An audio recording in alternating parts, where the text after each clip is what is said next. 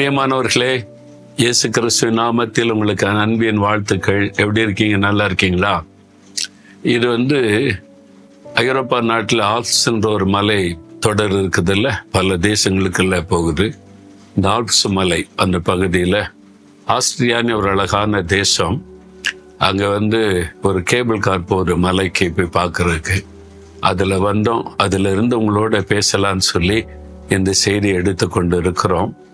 ஆண்டோடைய சிருஷ்டிப்பு ரொம்ப அழகாக இருக்குது, பார்க்கறதுக்கே மன ரம்யமாக இருக்குது. ஆனால் மழை தூரிக்கிட்டே இருக்குதா, ரொம்ப குளிராக வேற இருக்குது. சரி, இந்த நாள் ஆண்டவர் எனக்கு என்ன வசனம் வச்சிருக்கிறான்னு நினைக்கிறீங்களா? உங்களுக்கு சத்துருக்கள் இருக்காங்களா?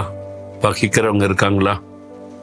வீட்டுக்குள்ளே கூட இருப்பாங்க, சில சமயம் வேலை செய்கிற இடத்துல இருப்பாங்க, உங்கள் கிராமத்தில் நீங்கள் வசிக்கிற ஏரியாவில் இருப்பாங்க, சபைக்குள்ளே கூட இருப்பாங்க. சில சமயம் நீங்கள் பிஸ்னஸ் செய்கிறதில்ல, ஊழியம் செஞ்சுட்டா இன்னும் பகைக்கிறவங்க நிறையா இருப்பாங்க, உங்களை விரோதிக்கிறவங்க. இதெல்லாம் பார்க்கும்போது மனசு என்ன தோணும்?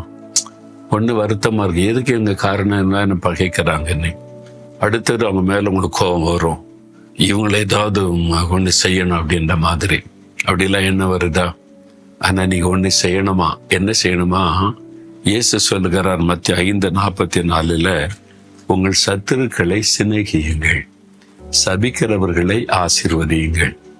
உங்களுக்கு யாராவது சத்துருக்கள் இருந்தா அவங்களை சிநேகிக்கணும், அவங்களுக்கு அன்பு காட்டணும் அப்படின்னு இயேசு சொல்லு. இதுதான் நீங்க செய்யக்கூடிய ஒரு பயங்கரமான தண்டனை அப்படின்னு சொல்லலாம். உங்களை பகைக்கிறாங்க பாருங்க, அவங்களுக்கு அன்பு காட்டி உங்களுடைய அன்பை வெளிப்படுத்தினீங்கன்னு வைங்களேன், அக்னி தழல உங்களுடைய தலையில குவிக்கிற மாதிரியா தீமை செய்யறவங்களுக்கு நன்மை செய்யும் போது.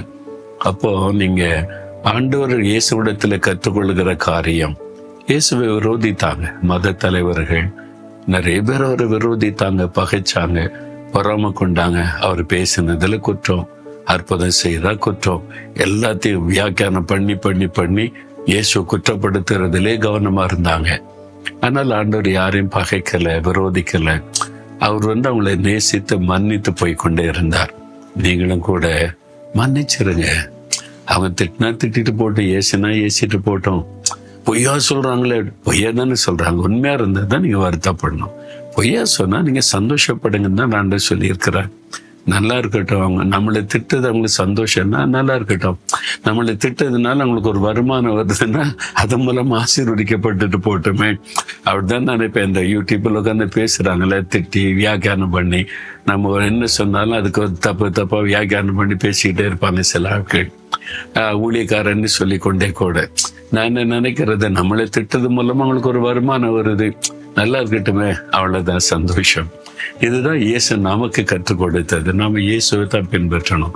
சபிக்கிறாங்களா, ஆசீர்வதிச்சிருங்க. நீங்க விளங்க மாட்டேன், நல்லா இருக்க மாட்டேன்னா இயேசு நாமத்தில் நீங்க நல்லா இருங்க, ஆசீர்வாதமா இருங்கன்னு சொல்லுங்க. இதுதான் இயேசு நமக்கு கற்றுக்கொடு. இதை செய்யும் போது என்ன நடக்கும்னா, நீங்க எப்பவுமே சந்தோஷமா இருக்கலாம், மன மகிழ்ச்சியா இருக்கலாம், இயேசுடைய ஆசீர்வாதத்துல நிறைவா இருக்கலாம்.